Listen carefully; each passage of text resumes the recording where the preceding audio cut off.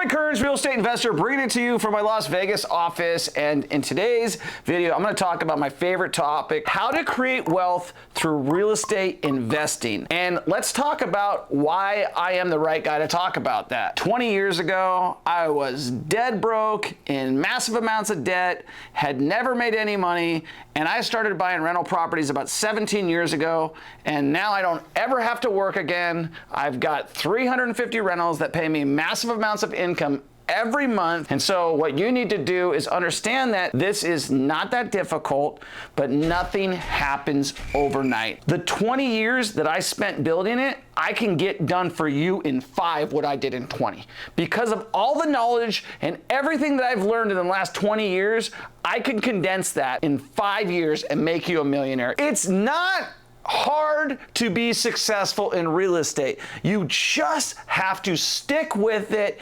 and move forward and educate yourself so you don't make mistakes. So let's get into it, okay?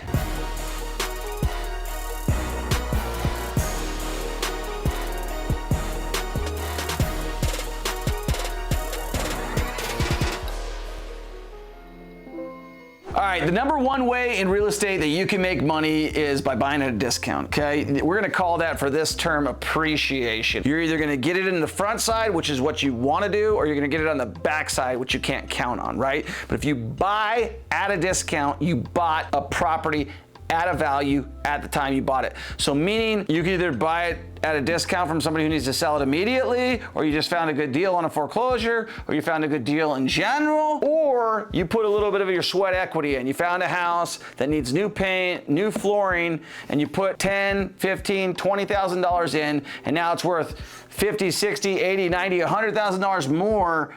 And you've built in appreciation, you go cash out, you pull all your money back and more, and it still cash flows, you're paying down debt, you're getting appreciation, or you hold on to this cash flowing asset for a long time and you get your appreciation as the market increases in value when you refi or go to sell it. That is what appreciation is. That's where most people make their upside, which is a good word for appreciation.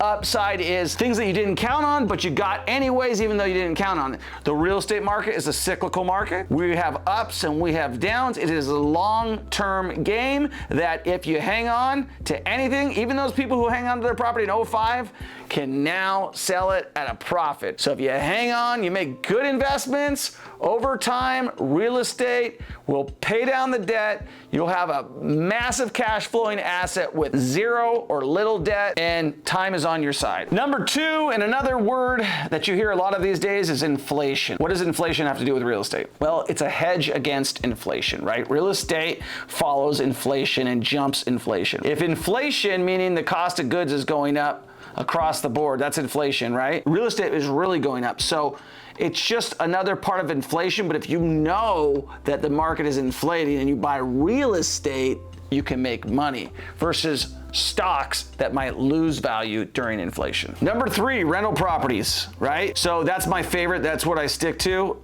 It's, you know, I have a little combination. I'll talk about it later, the Troy Kearns wealth building formula. But one of those wealth building formulas that you need to make sure you look into is rental properties, cash flowing, passive income rental properties, right? That's how rich people get richer. It doesn't have to be residential properties. It could be commercial rental properties. It could be single family rental properties. It could be any sort of rental properties that produce income on a passive amount every month. You can own them free and clear with no mortgage, or you can have a mortgage that produces a cash flow. They could be one unit, they could be hundreds of units, and they can just be anything that has a monthly rental amount or is rented out on any period of time. They could be short-term rental properties. They are rental properties. People pay to rent them. You own them, you control them. Other people pay the costs, they pay the mortgages, and you get the leftovers, which is called the income, or we're gonna call it cash flow. And one of the main reasons that you want rental properties is you get passive income, and passive income is taxed at a much lower rate than active income in. The difference between passive income and active income is exactly like it sounds. Passive income is a long-term hold that you're getting money over a long period of time passively without doing anything. Active income is actively turning your money, okay? That goes right into my next favorite way to make money in real estate, which is number 4, buying and flipping properties, okay? This is right into my wealth building formula. I like to buy 2, keep 1. So you want to buy properties and flip them. So what does that mean? For these specific terms, we're talking about buying a property, not wholesaling, buying a property for a discount, preferably, either putting some money or no money and going and putting it back on the market and selling it for a large profit. That's called flipping a property. You don't always have to go in and do any repairs. You could simply buy it at a massive discount and just throw it up on the market, leave some meat on the bone for the other guy, and make plenty of money doing it that way. So it just means you're buying it at a discount and selling it for a profit. Now, there's other ways to make more money on it, which is you can buy it for a discount, put some repairs into it, depends on how bad the property is, but you could put some repairs in it and make a bigger profit as long as you manage your repairs properly. So when you buy a property, you're gonna need to find a property with a discount. How do you find a property to flip? You can look on the MLS, there's plenty of deals out there, or you can door knock, or you can cold call people, or you can use Deal Machine. Make sure you comment below and ask for my Deal Machine. I can give you almost $20 free of credit. And why would people sell them at a discount? Well, it's not making them any money. It's just a liability for them. They got to pay taxes every year. They're not making any money. It costs them money every month. Why would they want to sell it to you? Well, because they haven't taken action right now, and they just need someone to tell them why they should take action today, and that is you. Another way that people make money in real estate, and it's not my favorite approach, and I will tell you, do a lot of research, and it's for people who are very, very risk adverse and they want to rely on a predictable return, and it's basically a REIT. It's a real estate investment trust. And what real estate investment trusts do is they rely on you as the investor to fund their real estate investments, okay? So you're not in control of what they invest in. You are a part of what they invest in and a part of those profits, okay? So real estate investment trusts, we're probably gonna start one because I think the ones out there are just taking advantage of people, and I think we could do a much better job. So stay tuned for that. It's gonna be developing in the next several years, but we are a long ways away from there, okay? Real estate investment trusts are generally big, large corporations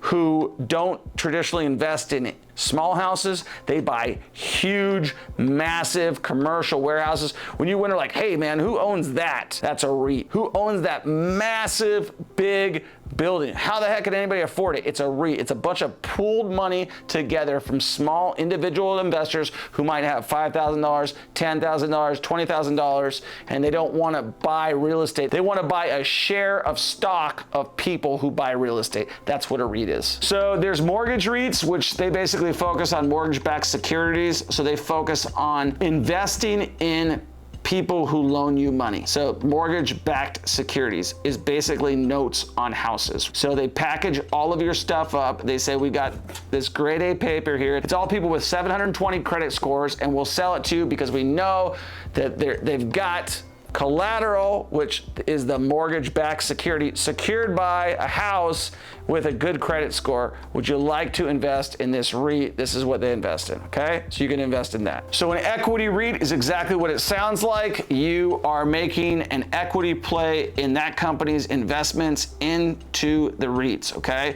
So you get a return on their cash flow and the equity of them growing their real estate investments, but you own shares of it. You don't own any of the actual real estate. Unless, of course, you buy the whole damn REIT, then you own the whole damn thing. And then they got hybrid REITs, which I'll go through really quickly. So they do a combination of the mortgage-backed security, mortgage investment corporations, real estate investment groups. They combine them all together and you get a return blended amongst the averages. So basically, it's stocks for real estate. Another way that I do not suggest, but people are doing it, and if you have the right person that you know personally that has a good track record, I could see it as an excellent opportunity, way better than REITs in my personal opinion, would be crowdfunding. So that would be just a dumbed down version of a REIT, okay? This is gonna be somebody who you know, or somebody who somebody sent you, who's got a less technical investment, okay? They're gonna be like, hey,